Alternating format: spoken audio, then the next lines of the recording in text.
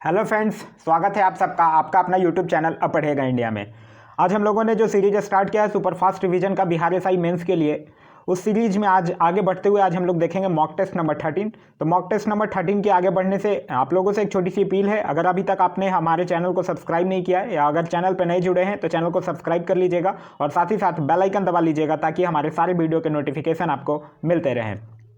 तो आइए अब शुरू करते हैं। क्वेश्चन नंबर फर्स्ट कह रहा है निम्नलिखित में से कौन सा एक पदार्थ प्राकृतिक बहुलक है। तो इस क्वेश्चन का सही आंसर हो जाएगा ऑप्शन नंबर बी, रेशम। जो रेशम हो गया, सेलुलोज हो गया, रबड़ हो गया, ये सब क्या है, प्राकृतिक बहुलक है। ये जो है वो खुली अवस्था में प्रकृति में पाए जाते हैं। नेक्स्ट है कि निम्नलिखित में से किसका मस्तिष्क उसके शरीर के अनुपात में सबसे बड़ा है। तो इस दिए गए ऑप्शन के अकॉर्डिंग जो चींटी का मस्तिष्क होता है वो उसके शरीर के अनुपात में सबसे बड़ा होता है। आगे की कैफीन क्षारक उपस्थित होता है, तो ये जो होता है वो चाय और कॉफ़ी दोनों में उपस्थित होता है। तो इस क्वेश्चन का सही आंसर होगा ऑप्शन नंबर सी, चाय और कॉफ़ी दोनों में। आगे है कि आकाश का नीला रंग किस कारण से होता है। तो आकाश का जो नीला रंग है वो प्रकाश के प्रकीर्णन के कारण होता है। नेक्स्ट है कि मानव शरीर में हेमोग्लोबिन का कार्य क्या है। तो हेमोग्लोबिन का जो कार्य है वो ऑक्सीजन का परिवहन करना है। तो इस क्वेश्चन का सही आंसर ऑप्शन नंबर ए। नेक्स्ट है कि निम्नलिखित में से किसने गोबर गैस प्रणाली का आविष्कार किया था। तो गोबर गैस प्रणाली के आविष्कारक थे डॉक्टर ए बी देसाई। तो इस क्वेश्चन का सही आंसर होगा ऑप्शन नंबर सी। नेक्स्ट है कि 50 डिग्री सेल्सियस का मान फ़ारेनहाइट स्केल में क्या होगा। तो देखिए आप लोगों को पता होगा कि जब सेल्सियस को फ़ारेनहाइट में कन्वर्ट करना होता है, मतलब डिग्री सेल्सियस से डिग्री फ़ारेनहाइट में कन्वर्ट करना होता है, तो आप पहले 9/5 से मल्टीप्लाई करते हैं और उसके बाद 32 ऐड कर देते हैं। तो इसको अगर इस प्रोसेस से गुजारिएगा तो जो आपका आंसर होगा वो होगा 122 डिग्री फ़ारेनहाइट। नेक्स्ट है कि निम्नलिखित में से किस हार्मोन में आयोडीन नहीं मिलता है। तो आयोडीन जो है वो थायरोक्सिन में नहीं मिलता है। तो इस क्वेश्चन का सही आंसर होगा ऑप्शन नंबर सी, थायरोक्सिन। और थायरोक्सिन जो होता है उसका जो स्रावन होता है वो गले में स्थित थायरॉयड ग्रंथि के द्वारा होता है। आगे कि एक परमाणु के केंद्र में धनावेशित हिस्सा कहलाता है। तो एक परमाणु के जो केंद्र में धनावेशित हिस्सा जो होता है वो कहलाता है न्यूक्लियस। नेक्स्ट है हमारा क्वेश्चन नंबर 10, कह रहा है निम्नलिखित में से कौन सा युग्म सही सुमेलित नहीं है। तो देखिए रेटिनॉल, जिसको कि विटामिन ए का केमिकल नाम कहते हैं, जीरोफ्लेथेमिया, ये सुमेलित है। फिर है टेकोफेरल बेरीबेरी, ये सुमेलित नहीं है क्योंकि देखिए टेकोफेरल जो है वो विटामिन ई का केमिकल नाम है और विटामिन ई के कमी से बांधता होता है। बेरीबेरी की अगर बात करते हैं तो बेरीबेरी जो है वो विटामिन B1 यानी थाइमीन की कमी से होता है। तो इस क्वेश्चन का जो सही आंसर होगा वो होगा ऑप्शन नंबर बी। नेक्स्ट है हमारा कि तीव्रता एवं प्रतिव्यक्ता के आधार पर निम्नलिखित में से कौन सा कर्क रोग उत्पन्न कर सकता है तथा उसका उपचार भी कर सकता है। तो कर्क रोग उत्पन्न कर सकता है तंबाकू। तो इस क्वेश्चन का सही आंसर होगा ऑप्शन नंबर ए, तंबाकू। तंबाकू से एक चीज और याद रखिएगा, तंबाकू से मोजेक रोग भी उत्पन्न होता है। नेक्स्ट है हमारा कि निम्नलिखित में से किस विटामिन में कोबाल्ट होता है। तो कोबाल्ट की अगर बात करते हैं तो विटामिन B12 में कोबाल्ट होता है, जिसका कि केमिकल नाम है साइनोकोबालामीन। तो इस क्वेश्चन का सही आंसर होगा option number B, option number D, vitamin B12। अगर विटामिन B6 की बात करते हैं तो ये होता है पैराडॉक्सिन। विटामिन B2 की अगर बात करते हैं तो राइबोफ्लोबिन और विटामिन B1 होता है थाइमीन। नेक्स्ट है कि शक्कर के किण्वन से क्या बनता है। तो शक्कर के किण्वन की अगर बात करते हैं तो इथाइल अल्कोहल बनता है। नेक्स्ट है कि निम्नलिखित में से कौन सी केसुरुकियाओं की एक विशेषता नहीं है। तो ये कोइलोमेट होते हैं, ये है वो त्रिस्तरीय होते हैं, ये भी है। उनके जीवन के एक स्तर पर पृष्ठ रज्जु नोटोकॉट का निर्माण होता है, ये भी सही है। वो असीमित होते हैं, ये नहीं है। तो इस क्वेश्चन का सही आंसर होगा ऑप्शन नंबर डी। नेक्स्ट है कि क्लोरोफिल में कौन सा तत्व पाया जाता है। तो क्लोरोफिल की अगर बात करते हैं तो इसमें मैग्नीशियम यानी कि Mg। तो इस क्वेश्चन का सही answer option number C. Next है कि कैल्शियम इनमें से किसका एक संगठक तत्व है। तो कैल्शियम की अगर बात करते हैं तो ये मार्बल का एक संगठक है। मार्बल का केमिकल सूत्र होगा CaCO3। नेक्स्ट है हमारा कि विटामिन ए उपलब्ध होता है। तो देखिए विटामिन ए की अगर बात करते हैं तो विटामिन ए जो है वो मुख्यतः हरी पत्तेदार सब्जियों, गाजर, दूध, पनीर, अंडा, मछली, ये सब में मिलता है और इसकी कमी से रतौंधी रोग होता है। नेक्स्ट है कि हीरा अपरूप है। तो हीरा किसका अपरूप है, कार्बन का अपरूप है। नेक्स्ट है कि मूल द्वारा वनस्पतिक प्रवर्धन इसमें होता है। तो मूल द्वारा वनस्पतिक जो प्रवर्धन होता है वो पोटैटो यानी कि आलू में होता है। नेक्स्ट है हमारा कि अंग्रेजों के विरुद्ध खान अब्दुल गफ्फार खान द्वारा प्रारंभ किए गए आंदोलन का नाम क्या था। तो खान अब्दुल गफ्फार खान के द्वारा जो खान अब्दुल गफ्फार खान से पहले तो याद रखिएगा इनको सीमांत गांधी कहा जाता है और इनके द्वारा एक खुदाई खिदमतगार संगठन चलाया गया था जिसके तहत लाल कुर्ती आंदोलन चलाया गया। तो इस क्वेश्चन का सही आंसर होगा ऑप्शन नंबर ए, लाल कुर्ती। नेक्स्ट है कि परम भागवत उपाधि धारण करने वाला प्रथम गुप्त शासक कौन था। तो परम भागवत उपाधि धारण किया था चंद्रगुप्त द्वितीय। तो इस क्वेश्चन का सही आंसर होगा ऑप्शन नंबर सी, चंद्रगुप्त द्वितीय जो था वो विक्रमादित्य परम भागवत का भी उपाधि धारण किया था। चंद्रगुप्त द्वितीय के कुछ नाम भी हैं जो अक्सर एग्जाम में पूछ लिए जाते हैं, जैसे कि देवगुप्त, देवराज, देवश्री, ये सब चंद्रगुप्त द्वितीय के ही नाम हैं। नेक्स्ट है कि राजनीति रत्नाकर के लेखक कौन है? तो राजनीति रत्नाकर के लेखक हैं चंदेश्वर। तो इस क्वेश्चन का सही आंसर होगा ऑप्शन नंबर ए, चंदेश्वर। नेक्स्ट है कि भारतीय क्रांति की जननी किसे कहा जाता है? तो भारतीय क्रांति की जो जननी है वो मैडम भिकाजी रुस्तम कामा को कहा जाता है। मैडम भिकाजी रुस्तम कामा से एक जो क्वेश्चन हमेशा पूछा जाता है वो ये है कि 1907 में इन्होंने जर्मनी के स्टुअर्ट शहर में झंडा फहराने के लिए इनको जाना जाता है। नेक्स्ट है कि ऋग्वेद में कई परिच्छेदों में प्रयुक्त अघन्य शब्द संदर्भित है। तो ये अघन्य का मतलब होता है न मरने योग, और ये किसको कहा गया है? गाय को कहा गया था। तो इस क्वेश्चन का जो सही आंसर होगा वो होगा ऑप्शन नंबर सी, गाय के लिए। नेक्स्ट है हमारा कि कनिष्क के सारनाथ बौद्ध प्रतिमा अभिलेख की तिथि क्या है? तो कनिष्क के सारनाथ बौद्ध प्रतिमा की अभिलेख की तिथि है 81 ईस्वी सन। तो इस क्वेश्चन का सही आंसर होगा ऑप्शन नंबर बी। नेक्स्ट है कि अष्टप्रधान का गठन किसने किया था? तो अष्टप्रधान जो था वो शिवाजी के मंत्री परिषद था। तो इस क्वेश्चन का जो सही आंसर होगा वो होगा ऑप्शन नंबर डी, शिवाजी। अष्टप्रधान में प्रमुख थे पेशवा, आमत, सामंत, सेनापति, न्यायाधीश, पंडित राव, ये सब अष्टप्रधान के मेंबर थे। नेक्स्ट है कि काकोरी ट्रेन डकैती कांड में किन क्रांतिकारियों को फांसी की सजा दे दी गई थी? तो देखिए रामप्रसाद बिस्मिल, अशफाक उल्ला खान, रोशनलाल, राजेंद्र रहड़ी, ये सबको फांसी मिली थी, और साचिंद्र सान्याल को उम्र कैद की सजा मिली थी। तो इस क्वेश्चन का जो सही आंसर होगा वो होगा ऑप्शन नंबर ए। नेक्स्ट है कि व्यक्तिगत सत्याग्रह आंदोलन के सत्याग्रही कौन थे? तो देखिए जो व्यक्तिगत सत्याग्रह था वो शुरू किया गया था 1940 में राष्ट्रपिता महात्मा गांधी के द्वारा, और इसके प्रथम सत्याग्रही थे कौन? विनोबा भावे, द्वितीय थे जवाहरलाल नेहरू, और तीसरा थे ब्रह्मदत्त। तो यहाँ पहले है ऑप्शन में, तो इस क्वेश्चन का सही आंसर होगा ऑप्शन नंबर सी, विनोबा भावे। सत्याग्रह व्यक्तिगत सत्याग्रह आंदोलन से याद रखिएगा, इसको दिल्ली चलो आंदोलन भी कहा गया है। नेक्स्ट है कि महावीर स्वामी का जन्म कहाँ हुआ? तो महावीर स्वामी की अगर बात करते हैं तो इनका जन्म कुंडग्राम वैशाली में और मृत्यु पावापुर राजगीर में। तो इस क्वेश्चन का सही आंसर होगा option number A, Kundagram. Next हमारा कि भारतीय पुण्य जागरण आंदोलन के पिता कौन थे? तो भारतीय पुण्य जागरण आंदोलन के पिता है राजा राम मोहन राय। तो इस क्वेश्चन का सही आंसर होगा ऑप्शन नंबर डी, राजा राम मोहन राय। राजा राम मोहन राय से याद रखिएगा 1828 में कलकत्ता में ब्रह्म समाज, 1815 में आत्मीय सभा, और 1825 में वेदांत कॉलेज। नेक्स्ट है कि स्वतंत्र भारत के पहले गवर्नर जनरल कौन थे? तो स्वतंत्र भारत के अगर पहले भारतीय गवर्नर जनरल पूछेगा तो सी राजगोपालाचारी होगा आंसर, लेकिन स्वतंत्र भारत के अगर प्रथम एवं अंतिम अंग्रेज गवर्नर जनरल पूछेगा तब होगा लॉर्ड माउंटबेटन। नेक्स्ट है कि पाटलिपुत्रा के संस्थापक थे तो उदयन। तो इस क्वेश्चन का सही आंसर ऑप्शन नंबर ए। नेक्स्ट है कि गांधी जी ने भारत में पहली बार सत्याग्रह आंदोलन बिहार में कहाँ प्रारंभ किया था? तो देखिए अगर भारत में पहली बार पूछेगा तब हो जाएगा बिहार चंपारण में 1917 में, लेकिन अगर ऐसे ही भारत ना लगा के पूछेगा तब आंसर हो जाएगा दक्षिण अफ्रीका।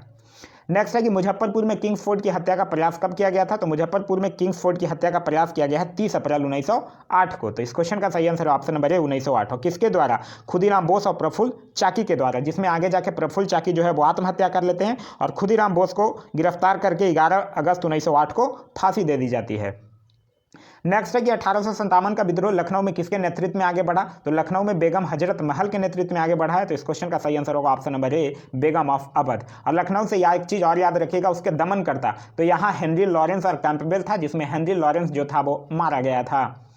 आगे है कि मौर्य काल में शिक्षा का सर्वाधिक प्रसिद्ध केंद्र कौन था? तो मौर्य काल में शिक्षा का सर्वाधिक प्रसिद्ध केंद्र जो था वो था तक्षशिला। नेक्स्ट है कि सांप्रदायिक कॉम्युनियल अवार्ड एवं पूना पैक्ट में क्रमशः दलित वर्ग के लिए कितनी सीटें दी गई थी? तो देखिए 71 एवं 148 सीटें दी गई थी। साथ ही साथ एक चीज और याद रखिएगा, केंद्रीय विधानमंडल में 18% जो सीटें थी वो दलित वर्ग के लिए आरक्षित किया गया था। नेक्स्ट है हमारा कि सेन गुटटुबन इनका अति प्रबलशाली राजा था। तो वो किसका राजा था? चेर वंश का राजा था। तो इस क्वेश्चन का जो सही आंसर होगा वो होगा ऑप्शन नंबर सी, और चेर राजवंश का जो प्रतीक चिन्ह था वो था धनुष। नेक्स्ट है कि साइमन कमीशन के विरुद्ध प्रदर्शन करने के दौरान किस भारतीय स्वतंत्रता सेनानी को घातक चोट लगी थी? तो देखिए साइमन कमीशन की स्थापना होती है 8 नवंबर 1927 को, भारत पहुंचता है 3 फरवरी 1928 को, और ये एक 7 सदस्यीय आयोग था जिसमें कोई भारतीय नहीं थे। इसके विरोध करते हैं लाला लाजपत राय, और इन्हीं को सबसे ज़्यादा चोट लगता है, और फिर लाला लाजपत राय मर जाते हैं, और मरने से पहले यही लाला लाजपत राय कह के जाते हैं कि मेरे ऊपर जो लाठियों के प्रहार किए हो वही एक दिन ब्रिटिश साम्राज्य के ताबूत का आखिरी कील साबित होगा। आगे है कि सत्य की खोज में बुद्ध को किस स्थान पर पीपल के एक वृक्ष के नीचे ज्ञान प्राप्त हुआ था? तो देखिए 6 वर्ष की कठिन तपस्या के बाद 35 वर्ष की आयु में निरंजना नदी के किनारे वैशाख पूर्णिमा के रात एक पीपल वृक्ष में बोध गया में। तो इस क्वेश्चन का जो सही आंसर होगा वो होगा ऑप्शन नंबर सी, बोध गया। नेक्स्ट हमारा कि अक्टूबर 1707 में खेड़ा का युद्ध किनके बीच लड़ा गया था? तो खेड़ा का जो युद्ध है वो ताराबाई और साहू के बीच लड़ा गया। तो इस क्वेश्चन का जो सही आंसर होगा वो होगा ऑप्शन नंबर बी, ताराबाई और साहू के बीच। नेक्स्ट है कि निम्नलिखित में से कौन अपने आप को दूसरा सिकंदर कहता था? तो अलाउद्दीन खिलजी जो था वो सिकंदर सानी की उपाधि धारण किया था और दूसरा सिकंदर कहता था। तो इस क्वेश्चन का सही आंसर होगा ऑप्शन नंबर ए, अलाउद्दीन खिलजी। नेक्स्ट है हमारा कि 1926 में नौजवान भारत सभा किसके द्वारा बनाई गई थी। तो देखिए नौजवान भारत सभा की स्थापना 1926 में भगत सिंह, छबील दास और यशपाल के द्वारा। तो इस क्वेश्चन का सही आंसर होगा ऑप्शन नंबर ए, भगत सिंह।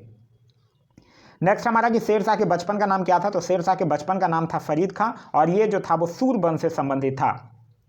नेक्स्ट है हमारा कि मैकमोहन रेखा सीमा बनाती है। तो मैकमोहन रेखा जो है वो भारत और चीन के बीच सीमा बनाती है।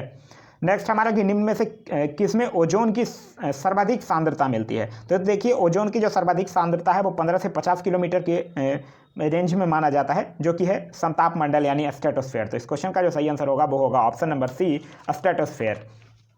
नेक्स्ट क्वेश्चन हमारा क्वेश्चन नंबर 47 कह रहा है भारत सरकार द्वारा घोषित ABC इंडेक्स निम्नलिखित में से किससे संबंधित है। तो ABC का मतलब होता है achievement of babies and children और ये जो है वो स्वास्थ्य से संबंधित है। तो इस क्वेश्चन का सही आंसर होगा ऑप्शन नंबर सी, स्वास्थ्य। नेक्स्ट है निम्नलिखित करों में से कौन सा कर जो है वो ग्राम पंचायतों द्वारा लगाया जाता है। तो ग्राम पंचायतों द्वारा लगाया जाएगा स्थानीय मेलों पर कर।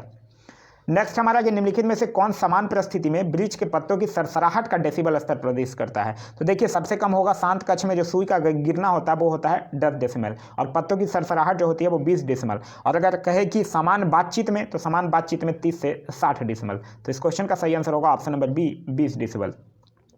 नेक्स्ट है कि निम्नलिखित में से किसका आविष्कार विल्हेम रॉन्टजेन के द्वारा किया गया था। तो रॉन्टजेन के द्वारा एक्सरे मशीन का आविष्कार किया गया था और जब नोबेल पुरस्कार की शुरुआत होती है तो भौतिकी के क्षेत्र में जो पहला नोबेल पुरस्कार है वो यही एक्सरे मशीन के लिए ही रॉन्टजेन को दिया जाता है। तो इस क्वेश्चन का जो सही आंसर होगा वो होगा option number B, Röntgen. Next हमारा कि निम्न में से कौन सा सबसे बड़ा पठार है। तो देखिए ऑप्शन के अकॉर्डिंग अगर आप बात कीजिएगा तो क्षेत्रफल के आधार पर सबसे बड़ा जो पठार हो जाएगा वो हो जाएगा कोलोराडो पठार, लेकिन अगर ऐसे देखा जाए तो विश्व का जो सबसे बड़ा पठार है वो तिब्बत का पठार है। आगे हमारा कि ब्राजील में विशाल कहवा बागानों को क्या कहा जाता है। तो इसको क्या कहा जाता है, फेजेंडा कहा जाता है। नेक्स्ट है कि आंतरिक सुरक्षा अकादमी अवस्थित है। तो आंतरिक सुरक्षा अकादमी जो है वो राजस्थान के माउंट आबू में स्थापित है और इसकी जो स्थापना है वो 1975 में किया गया था CRPF को ट्रेनिंग देने के लिए। तो इस क्वेश्चन का जो सही आंसर होगा वो हो जाएगा ऑप्शन नंबर ए, माउंट आबू, राजस्थान। नेक्स्ट है कि सूची 1 और सूची 2 को सुमेलित करने के लिए कह रहा है। एक साइड घास के मैदान है और दूसरे साइड महाद्वीप है। लानोज की अगर बात करेंगे तो ये दक्षिणी अमेरिका से मैच करेगा। स्टेपी की अगर बात करेंगे तो ये यूरोप के साथ मैच करेगा। पेरिज की अगर बात करेंगे तो उत्तरी अमेरिका और बेल्ट की बात करेंगे तो अफ्रीका। नेक्स्ट हमारा कि निम्नलिखित में से कौन सा युग्म सही सुमेलित नहीं है। सरदार सरोवर बांध नर्मदा नदी और कहाँ, गुजरात। तो ये बिल्कुल सुमेलित है। तिलैया बांध कोडरमा नदी ये सुमेलित नहीं है, क्योंकि तिलैया बांध की अगर बात करते हैं तो ये झारखंड राज्य के कोडरमा जिले में बराकर नदी पर अवस्थित है। तो इस क्वेश्चन का तो सही आंसर है option number B, Gandhi Sagar बांध चंबल नदी मध्य प्रदेश, ये बिल्कुल सही है। नागार्जुन सागर बांध कृष्णा नदी आंध्र प्रदेश, ये भी सही है। नेक्स्ट हमारा कि हमारे उपग्रह में मृदु जल की सर्वाधिक मात्रा किसमें है। तो सर्वाधिक मात्रा जो है लगभग 65 से 68% जो भाग है वो महाद्वीप एवं पर्वतीय हिम नदियों स्थित हिम में मिलता है। तो इस क्वेश्चन का सही आंसर है ऑप्शन नंबर सी। नेक्स्ट है सूची 1 और सूची 2 को सुमेलित करने के लिए कह रहा है। एक साइड जनजाति है और दूसरे साइड राज है। तो टोडा जनजाति जो है वो तमिलनाडु के साथ मैच करेगा। लेपचा जनजाति जो है वो सिक्किम के साथ मैच करेगा। बिरहोर झारखंड के साथ और गारो जनजाति जो है वो मेघालय के साथ मैच करेगा। नेक्स्ट है हमारा कि निम्नलिखित झीलों में से किसका अचानक प्रस्फोट जून 2013 में मंदाकिनी नदी के त्वरित बाढ़ के प्रमुख कारणों में से एक कारक था। तो ये कौन है, चोराबाड़ी झील है। तो इस क्वेश्चन का सही आंसर है ऑप्शन नंबर ए, चोराबाड़ी झील। नेक्स्ट हमारा कि निम्नलिखित में से कौन सा युग्म सही सुमेलित नहीं है। एंटार्क्टिक सागर की रानी रोम यही सुमेलित नहीं है, क्योंकि एंटार्क्टिक सागर की रानी वेनिस शहर को कहा जाता है जो कि इटली में अवस्थित है। तो इस क्वेश्चन का सही आंसर होगा ऑप्शन नंबर ए। नेक्स्ट है कि दक्षिण भारत की नदियां प्रमुख रूप से निम्नलिखित में से कौन सा अपवाह तंत्र यानी ड्रेनेज पैटर्न रखती है। तो वो रेडियल ड्रेनेज पैटर्न रखती है, यानी अरीय ड्रेनेज पैटर्न रखती है। नेक्स्ट है हमारा क्वेश्चन नंबर 61 कह रहा है एक निश्चित आकृति में व्यवस्थित ताराओं का समूह क्या कहलाता है। तो वो क्या कहलाता है, तारामंडल या नक्षत्र कहलाता है। तो इस क्वेश्चन का सही आंसर होगा ऑप्शन नंबर बी। नेक्स्ट हमारा कि निम्नलिखित में से कौन सा राज्य भारत में मैग्नीज का सर्वाधिक उत्पादन करता है। देखिए मैग्नीज का जो सर्वाधिक उत्पादन करता है वो जनरली कभी कभी चेंज हो जाता है उड़ीसा और मध्य प्रदेश में, लेकिन अभी तत्काल अगर बात कीजिएगा तो आप करंट के बुक में देखिएगा तो मध्य प्रदेश आपको मिलेगा। तो इस क्वेश्चन का सही आंसर होगा option number B, Madhya Pradesh. और अगर देश पूछ ले तब दक्षिण अफ्रीका जो है वो सबसे ज़्यादा मैग्नीज का उत्पादन करता है। नेक्स्ट हमारा कि मूंगफली निम्नलिखित में से कहाँ की प्रमुख फसल है। तो देखिए मूंगफली जो है वो गोंबिया की प्रमुख फसल है। गोंबिया की अगर जीडीपी की बात करते हैं तो उस जीडीपी में 6% 9% जो हिस्सा है वो सकल घरेलू उत्पाद में मूंगफली का ही है। लेकिन अगर ऐसे आपसे कोई पूछे कि मूंगफली के उत्पादन में सबसे प्रथम देश कौन है, तब हो जाएगा चीन, और भारत में पूछ लेगा तब हो जाएगा गुजरात। क्लियर है। चलिए नेक्स्ट है कि किस मृदा को कम सिंचाई की आवश्यकता होती है क्योंकि वह मृदा नमी को रोक सकता है, तो वो है काली मिट्टी, जिसको कि हम लोग रेगुर मिट्टी के नाम से भी जाना जाता है। एक क्वेश्चन पूछा जाता है कि काली मिट्टी का रंग काला क्यों होता है, तो वो टिटेनिफेरस मैग्नेटाइट और जीवाश्म की उपस्थिति के कारण होता है। नेक्स्ट है कि कौन सी विश्व निकाय 1920 ईस्वी में स्थापित हुई और 1946 ईस्वी में भंग हो गई, तो ये जनरली बात कर रहा है प्रथम विश्व युद्ध के समाप्ति के बाद जो अमेरिका के तत्कालीन राष्ट्रपति थे वुड्रो विल्सन, उन्होंने एक प्रयास किया था और एक राष्ट्र संघ बनाया था जिसको कि लीग ऑफ नेशन के नाम से जाना गया, और ये उसी की बात कर रहा है। तो इस क्वेश्चन का जो सही आंसर होगा वो होगा option number C, league of nation. Clear है। चलिए नेक्स्ट क्वेश्चन है हमारा, कह रहा है कि नागार्जुन सागर बहुउद्देशीय परियोजना कौन सी नदी पर स्थित है, तो नागार्जुन सागर की बात करते हैं तो ये आंध्र प्रदेश में कृष्णा नदी पर है। तो इस क्वेश्चन का जो सही आंसर होगा वो होगा ऑप्शन नंबर डी, कृष्णा नदी। कृष्णा नदी की अगर बात करते हैं तो ये महाबलेश्वर के समीप पश्चिमी घाट के पास से निकलती है। नेक्स्ट हमारा कि निम्न में से किस राज्य में अनुसूचित जाति के लोगों की संख्या सबसे अधिक है। देखिए यहाँ क्वेश्चन थोड़ा सा कंफ्यूजिंग होगा क्योंकि अगर पूछेगा जनसंख्या किस में अधिक है तब आपका आंसर हो जाएगा उत्तर प्रदेश, लेकिन अगर यही पूछेगा कि प्रतिशत जनसंख्या का एससी जनसंख्या कहाँ ज़्यादा अधिक है तब आपका आंसर हो जाएगा पंजाब। नेक्स्ट हमारा कि मलक्का जल संयोगी में आने जाने की सुविधाएं हैं, तो मलक्का जल संधि जो है वो अंडमान सागर और चीन सागर को जोड़ती है, और अंडमान सागर है कहाँ, अंडमान सागर की अगर बात करते हैं तो ये हिंद महासागर का भाग है, तो आप कह सकते हैं कि हिंद महासागर से लेकर चीन सागर तक। नेक्स्ट हमारा कि निम्नलिखित में से किसे भंग नहीं किया जा सकता है पर समाप्त किया जा सकता है, तो विधान परिषद को भंग नहीं किया जा सकता और समाप्त किया जा सकता है। तो इस क्वेश्चन का जो सही आंसर होगा वो होगा option number D, Vidhan Parishad. Vidhan Parishad क्या है, एक अस्थायी सदन है, इसके सदस्यों का कार्यकाल जो होता है वो 6 वर्षों का होता है। नेक्स्ट हमारा कि भारतीय संविधान के अनुच्छेद 243 के अनुसार सहकारी समिति के निदेशकों की अधिकतम संख्या कितनी हो सकती है, तो अधिकतम संख्या कितनी हो सकती है, 21 हो सकती है। नेक्स्ट हमारा कि निम्नलिखित में से किस वाद ने भारत संविधान के मूल संरचना के सिद्धांत की रूपरेखा प्रतिपादित की थी, तो ये किसमें किया था, केशवानंद भारती बनाम केरल राज्य में। नेक्स्ट हमारा कि निम्नलिखित में से किसको अपने कर्तव्यों के पालन में भारत के राज्य क्षेत्र में सभी न्यायालय में सुनवाई का अधिकार है, तो ये किसको है, महान्यायवादी को है। तो इस क्वेश्चन का जो सही आंसर होगा वो हो जाएगा अटॉर्नी जनरल यानी कि महान्यायवादी, और ये अनुच्छेद 76 के अनुसार भारत सरकार के कानूनी परामर्श देता है ये। नेक्स्ट है हमारा कि निर्वाचन आयुक्त हटाया जा सकता है, तो निर्वाचन आयुक्त कैसे हटाया जा सकता है, मुख्य निर्वाचन आयुक्त के परामर्श पर राष्ट्रपति के द्वारा हटाया जा सकता है। नेक्स्ट क्वेश्चन है हमारा कि भारत के मुख्य निर्वाचन आयुक्त की पदावधि क्या है, तो भारत के मुख्य निर्वाचन आयुक्त की पदावधि की अगर बात करते हैं तो ये है 6 वर्ष या 65 वर्ष की आयु तक जो भी पहले है। देखिए अगर निर्वाचन आयुक्त की बात करते हैं तो एक मुख्य निर्वाचन आयुक्त होता है और 2 चुनाव आयुक्त होते हैं। तो 2 चुनाव आयुक्त के नाम क्या है, 2 चुनाव आयुक्त के नाम है, एक का नाम है राजीव कुमार और दूसरा का नाम है सुशील चंद्रा, और पहला जो निर्वाचन आयुक्त है उनका नाम आप मतलब जो मुख्य निर्वाचन आयुक्त जिनको कि कहा जाता है उनका आप नाम मुझे कमेंट करके बताइए, और ये भी बताइएगा कि अभी मुख्य निर्वाचन आयुक्त हैं कौन और कौन से नंबर वाले हैं, ठीक है, ये दोनों चीज़ आप कमेंट करके बताइए। नेक्स्ट है क्वेश्चन हमारा कि सरकारी आयोग गठित हुआ था समीक्षा करने के लिए, तो सरकारी आयोग की अगर बात करते हैं तो सरकारी आयोग जो था वो संघ और राज्यों के मध्य संबंधों की समीक्षा करने के लिए गठन किया गया था। नेक्स्ट है कि एक ऐसी याचिका जो न्यायपालिका द्वारा जारी की जाती है जिसमें कार्यपालिका से कहा जाता है कि वह कार्य करे जो उसे प्रदत्त शक्तियों के अंतर्गत करना चाहिए, उस रीट याचिका को क्या कहा जाता है, तो उस रीट याचिका को कहा जाता है मेंडेमस, जिसको कि हम लोग हिंदी में कहते हैं परमादेश। तो ये था हमारा आज का वीडियो। आज का वीडियो आप लोगों को कैसा लगा कमेंट करके जरूर बताइएगा। साथ ही साथ नेक्स्ट जो आप लोगों को वीडियो है वो 3 बजे अवेलेबल हो जाएगा, तो 3 बजे आना ना भूलिएगा। Thanks for watching.